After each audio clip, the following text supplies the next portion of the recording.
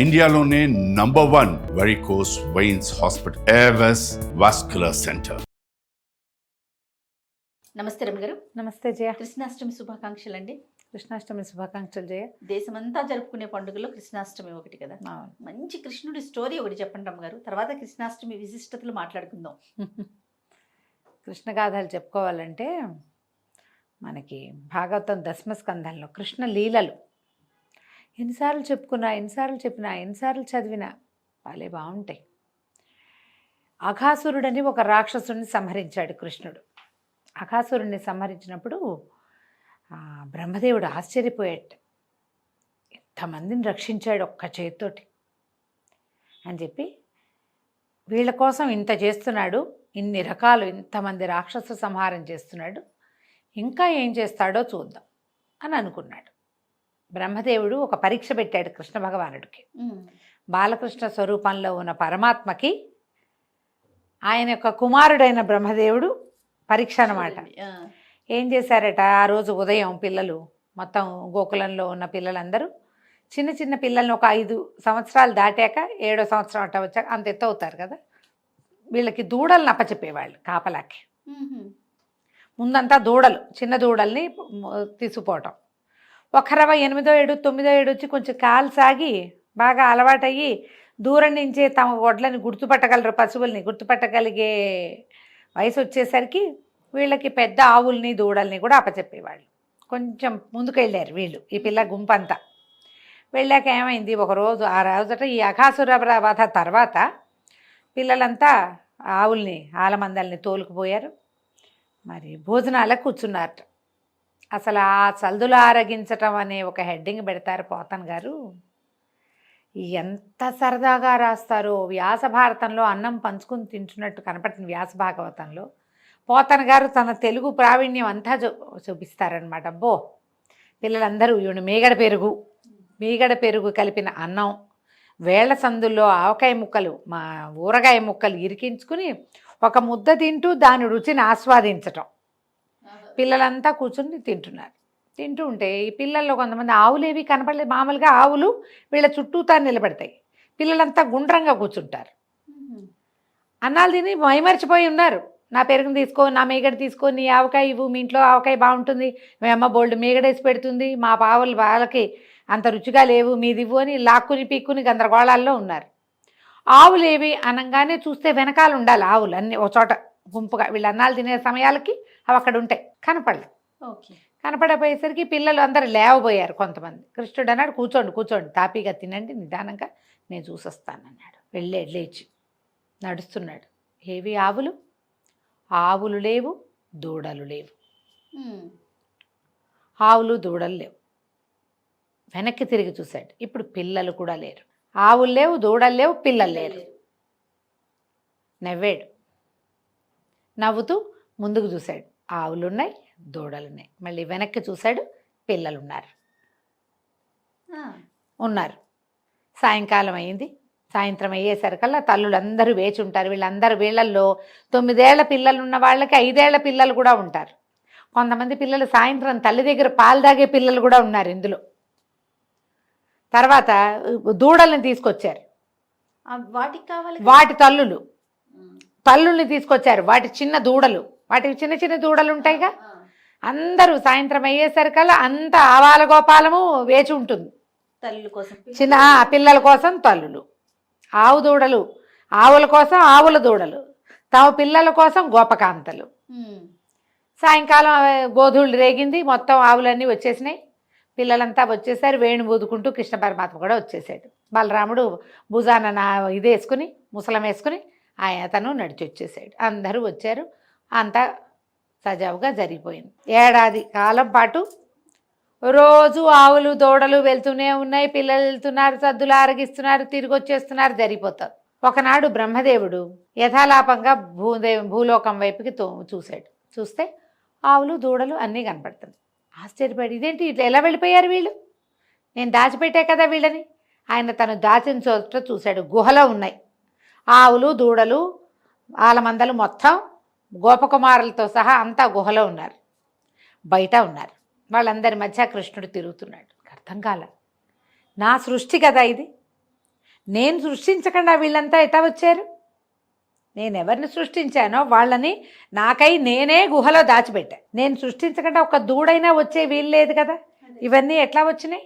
ఆయన ఆశ్చర్యపోయి ఇక ఇది ఎక్కడ నుంచి వచ్చినాయి ఈ ప్రతిమలు అని ఒక్కొక్క బొమ్మని పరకాయించి చూడడం మొదలుపెట్టాడు. చూస్తే ఒక ఆవు ముఖంలో కృష్ణుడు, ఒక దూడను పరకాయించి చూస్తే కృష్ణుడు, గోపాల బాలుడు, ఒకడు పొట్టివాడు, పొడుగువాడు, బొద్దువాడు, రంగు తక్కువవాడు, రంగు ఎక్కువవాడు, సామంచాయవాడు, ఎర్రనివాడు,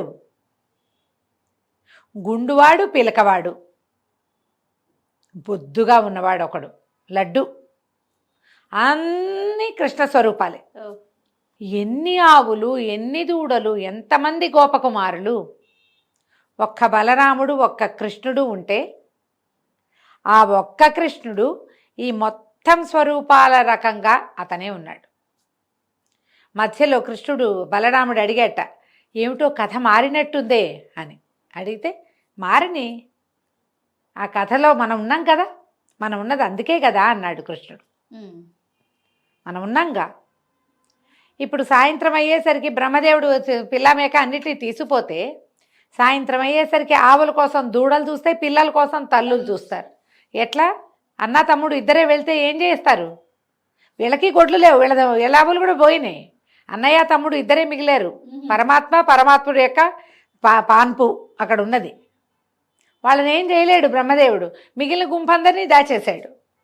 వీళ్ళిద్దరూ నిలబడితే ఏం ప్రయోజనం? వాళ్ళకి ఏ ఇబ్బంది లేకుండా మొత్తం సమాజాన్ని తీసుకొచ్చేసాడు కృష్ణుడు. సంవత్సరం పాటు ఈ లీల కొనసాగింది. ఏడాది తిరిగింది. బ్రహ్మదేవుడికి అర్థమైంది, ఈ మొత్తం ప్రతి సృష్టి చేసిన వాడు సాక్షాత్తు పురుషోత్తముడు. ఆయనే ఈ మొత్తం అన్ని స్వరూపాలు, అన్ని రూపాలు ఎత్తి వాళ్ళని సంతోషపెడుతున్నాడు. భగవంతుడు కాక మనని ఎవరు సంతోషపెట్టగలరు మానవులని? అమ్మకి కుమారుల రూపంలో సంతోషాన్ని కలిగిస్తాడు, తల్లికి. ఒక ఉద్యోగికి జీతం రూపంలో సంతోషం కలిగిస్తాడు. ప్రతిదీ పరమాత్మ స్వరూపమే.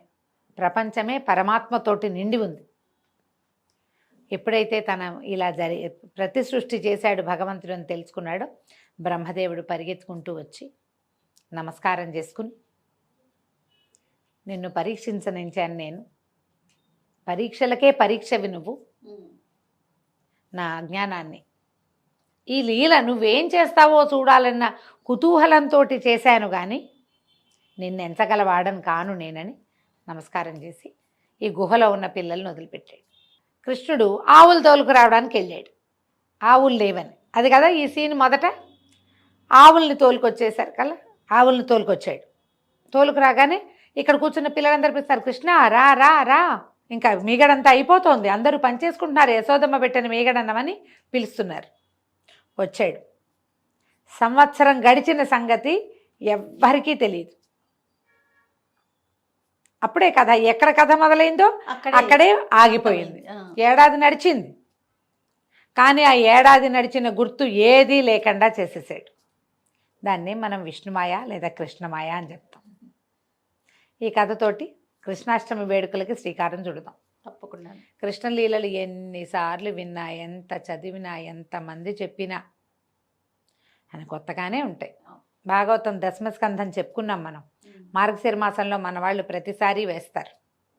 గర్భవతులు కృష్ణగాథలు వింటే చక్కని కుమారులు కలుగుతారు, మానసికమైన ఆహ్లాదం కలుగుతుంది. అవకాశం ఉన్న వాళ్ళు భాగవత కథాసుధని వినండి. అయితే కృష్ణాష్టమి, గోకులాష్టమి నాడు ఈయన జన్మించాడు. సాధారణంగా అష్టమి అమ్మవారి జన్మదినంగా చెప్తారు.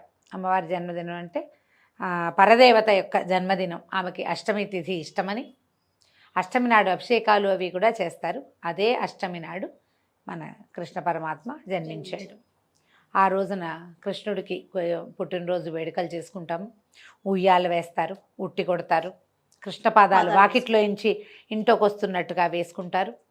చేత్తోటి వేసేవాళ్ళు, ముద్రలు కొనుక్కొచ్చి వేసేవాళ్ళు, ఎట్లా కుదిరితే అట్లా ఇంట్లో ఉయ్యాలు వేసుకుని ఉయ్యాల ఊపుతూ కృష్ణగాథలు ఏవైనా పాడుకుంటూ కృష్ణుడికి ఇష్టమైన రకరకాల పదార్థాలు, ఆయనకు అది ఇష్టం ఇది ఇష్టమని ఎన్నో కథల్లో విన్నాం. పెరుగు, మీగడ, వెన్న, పాలు అవన్నీ ఇష్టం.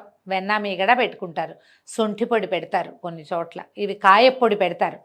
ఎందుకంటే అప్పుడే పుట్టాడు కాబట్టి బాలింతకని, కృష్ణుడికని కాదు ఆ పెడతారు, అమ్మకి తల్లికని సొంటిపొడి పెడతారు. తర్వాత చెక్కిలాలు, పిల్లలకి ఇష్టమయ్యే పదార్థాలు ఎక్కువ నివేదన చేస్తారు.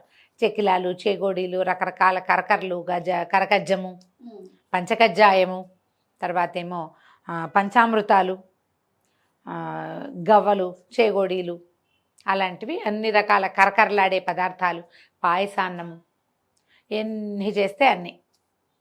కృష్ణగాథలు ఏమైనా చెప్పుకొని కృష్ణునికి సంబంధించిన గీతాలాపన చేసుకోవటం, తర్వాత కృష్ణాష్టకం చదువుకోవటం. కృష్ణుడిది అష్టోత్తర శతనామావళి దొరుకుతుంది మనకి. అష్టోత్తర శతనామావళి జరుపుకొని కృష్ణుడికి పూజ చేసుకుంటాం. సాధారణంగా ఇది సాయంకాలం వేళల్లో చేస్తారు. కృష్ణాష్టమి ఎప్పుడు కూడా ఆయన అర్ధరాత్రి జన్మించాడని చెప్తారు కదా. గోకులాష్టమి నాటి అర్ధరాత్రి ఆయన పుట్టింది, గాఢాంధకారంలో పుట్టాడు కృష్ణ పరమాత్మ. అందుకని రాత్రిపూట వేడుకలు చేయటమే విశేషంగా కనపడుతుంది. ఓ ఉయ్యాల వేసి అందులో కృష్ణుడి ప్రతిమ ఏదైనా పడుకోబెట్టి ఉయ్యాలడుపుతూ జోలలు పాడడం, రకరకాల పాటలు ఉన్నాయి మనకి. ఏదో ఒక పాట పాడుకొని కృష్ణుడికి ఉయ్యాలు వేసి ఊగించుకోవచ్చు. పుట్టినరోజు వేడుకలను కానీ మనం బర్త్డే చేసుకుంటాం కదా, అలాగే కృష్ణుడికి కూడా బర్త్డే చక్కగా చేసుకుంటే, ఇంట్లో ఎవరైనా చిన్న పిల్లాడు ఉంటే వాడికి కూడా ఒక కృష్ణ వేషధారణ చేయించి బాలకృష్ణుల్ని ఇంట్లో వెలయించుకోవటం. ఏది కుదిరితే అది చేయొచ్చమ్మా, ఏదో ఒకటి చేయొచ్చు. భగవద్గీత చదువుకోవచ్చు, భాగవత దశమస్కంధం చదువుకోవచ్చు, మహాభారతంలో కృష్ణుడు కనిపించేటువంటి ఘట్టాలు అవి చదువుకోవచ్చు. ఏవి కుదిరితే అవి చదువుకోండి.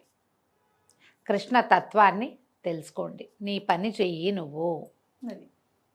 అది ఏమవుతుంది, ఎలా అవుతుంది, రేపేమవుతుంది, నేను ఉంటానా పోతానో ఏం ఆలోచించద్దు.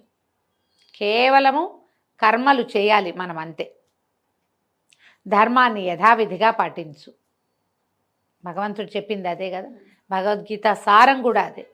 అవకాశం ఉన్న వాళ్ళు ఎవరికైనా ఒక భగవద్గీత పుస్తకమో ఒక భాగవత పుస్తకమో ఇవ్వండి కృష్ణాష్టమి నాడు.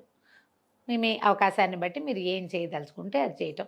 సమీపంలో ఎక్కడైనా వేణుగోపాల స్వామి దేవస్థానాలు అలాంటివి ఏమైనా ఉంటే చక్కగా వెళ్ళి దర్శనం చేసుకోండి, కృష్ణుడిని తలుచుకోండి బాగా.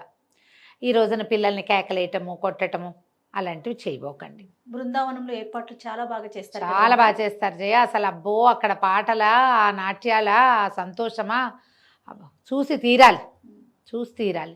అవకాశం ఉన్న వాళ్ళు ఎప్పుడైనా జీవితంలో ఒక్కసారైనా మధుర బృందావనం, ఆ బృందావనపు మట్టి మన ఒంటికి తగలాలంటారు. ఆ కృష్ణుడు ఎక్కడ తిరిగాడో ఆ ప్రాంతపు మట్టి మన ఒంటికి తగలాలని, పునర్జన్మ ఉండదని చెప్తారు. అన్ని విష్ణువాలయాల్లోనూ కృష్ణాష్టమి వేడుకలు విశేషంగా చేస్తారు. స్వామివారికి చక్కగా కృష్ణుడిగా అలంకారం చేస్తారు. ఈ ద్వారక అక్కడైతే అబ్బో, ద్వారకలో కానీ మన బృందావనంలో కానీ అత్యద్భుతంగా జరుగుతాయి వేడుకలు. ఎక్కడికైనా వెళ్ళే అవకాశం ఉంటే, అది మన సమీప దేవాలయాలు ఉంటే, ఎక్కడైనా కృష్ణాలయాలు ఉంటాయి కదా మనకి. మన సింగ్సాన్పేటలో ఒక బాలకృష్ణాలయం ఉంది. మన ఊళ్ళల్లో కూడా వేణుగోపాల స్వామి ఆలయాలు కనపడతాయి. ఎక్కువగా వేణుగోపాలుడు కనిపిస్తాడు కదా. ఎక్కడ అవకాశం ఉంటే అక్కడ ఉడిపి శ్రీకృష్ణ ఆలయంలో ఒక విశేషంగా చేస్తారు. అట్లా ఎక్కడ కృష్ణ పరమాత్మ ఉన్నాడో అక్కడ, ఈ గురువాయూరులో కూడా కృష్ణుడే కదా, అలాంటి చోట కూడా ఎక్కడ అవకాశం ఉంటే అక్కడికి వెళ్తాం. అవకాశం లేకపోతే ఆన్లైన్ చూడొచ్చు, మనకి ఇప్పుడు అవకాశాలు ఉన్నాయి చక్కగా కదా. కృష్ణుడిని తలుచుకోండి. రైట్. నమస్తే. నమస్తే జయ.